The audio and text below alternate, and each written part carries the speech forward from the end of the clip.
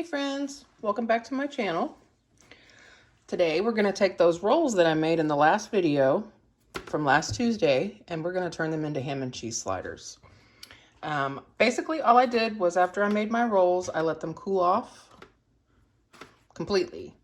And then I took a really sharp knife and just split the entire loaf in half and flipped the tops over here on this pan. It's just going to make it easier than taking them off individually. So for now, I'm going to set this to the side. Today I have my handy helper in the kitchen. So she's going to help a girl out. On the bottom of your buns, the original recipe calls for Dijon mustard. I do not have any Dijon mustard. I did not know that until about 5 minutes ago. So I'm going to put regular mustard, but use Dijon. It will taste better.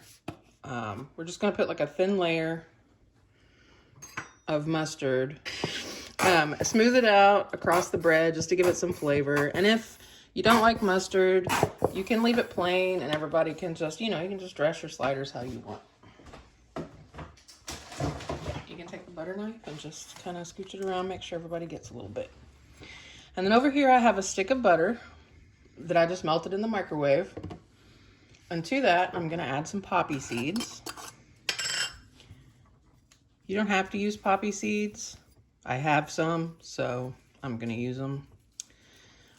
Everything bagel seasoning would also be good here.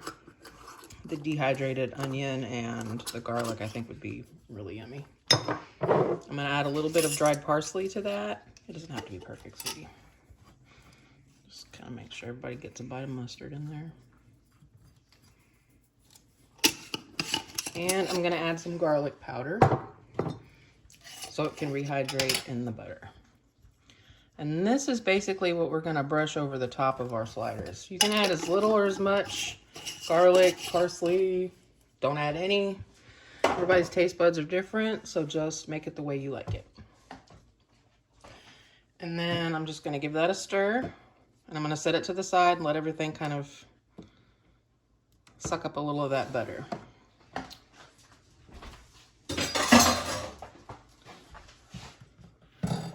Today I'm going to use Black Forest ham. I'm using Swiss cheese and I like provolone, so we're going to use provolone too.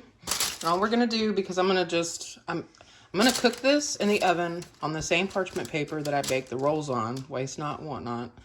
And that way when it's done, I can pull the whole parchment paper out just like this and I can cut the sliders apart.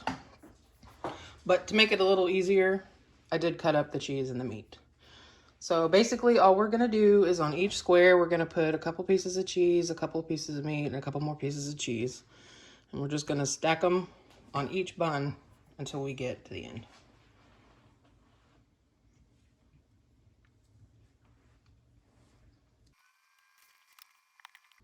I think smoked provolone would be really good on this.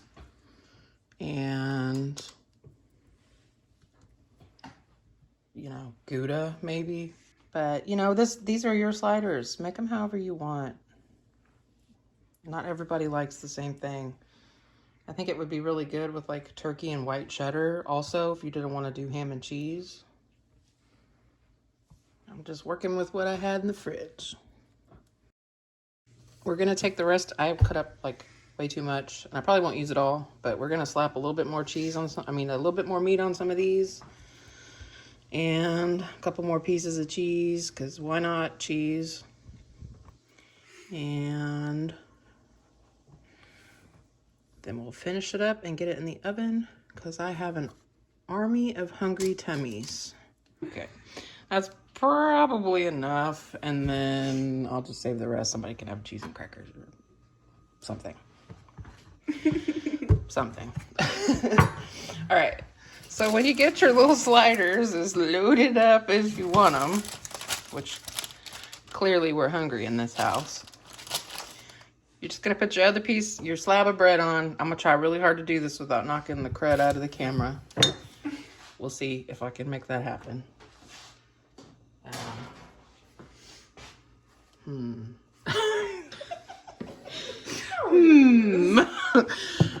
Oh, you know what? Okay.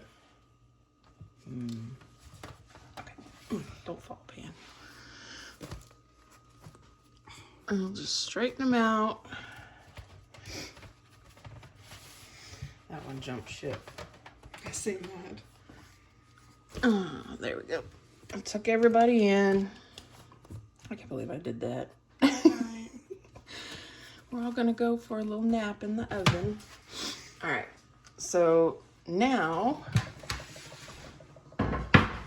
again, reusing the pan that I used to bake the rolls in, we're going to attempt to pick this up. Yeah. Oh, get back on there.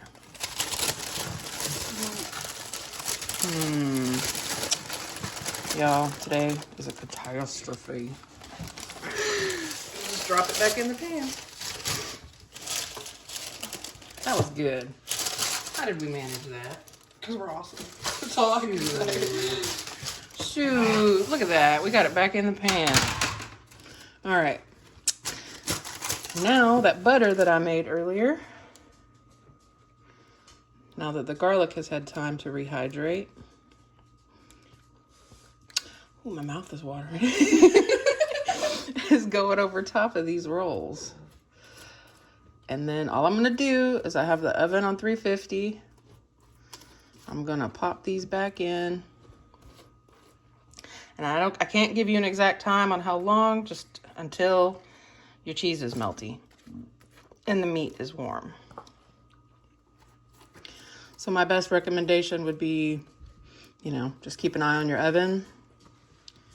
And I'll do my best to keep time so I can give you a rough idea of about how long mine took. But it's that simple. Feeding 6 people, plenty to go around. I'm serving this tonight with homemade pickles and chips. And everybody's gonna be happy, because who doesn't love ham and cheese? Right. It smells so good. And I'm gonna pour the rest of this butter in the cracks so that the bread on the bottom can absorb it. Because who wants to waste garlic butter? Nobody ever. All right, y'all. In the oven it goes, and I'll be back when it's done. All right, y'all. I had these in there for about 15 minutes at 350. The smell is freaking amazing. Ugh, everybody's tummies are grumbling. So I'm gonna pull these out. I just left them in long enough for the top of the rolls to get crusty and the cheese to melt. And hopefully this parchment paper hangs in there.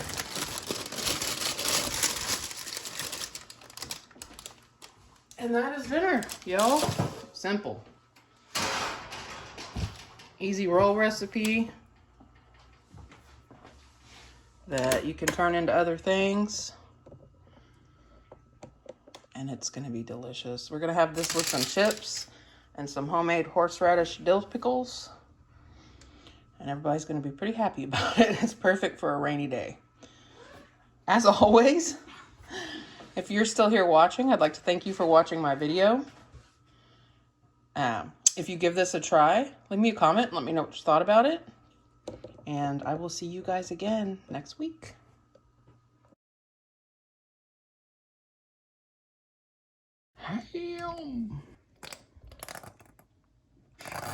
Oh, Lord. I'm so mature. I got a little overzealous, you know. It's okay. It's like, I'm lactose intolerant, but I love cheese. I do, and it's a problem. Worse problems to have. No, and I like ice cream. Oh, I know. Gouda. How do you say it? Is it Gouda or is it Gouda? I think it's Gouda.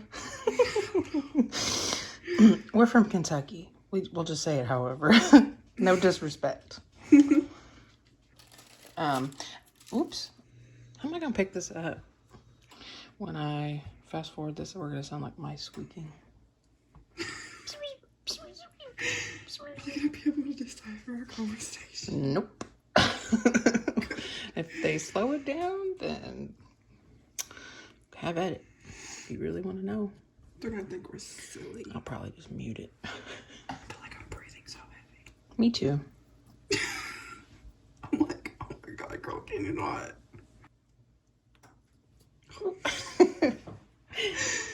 You better keep that in.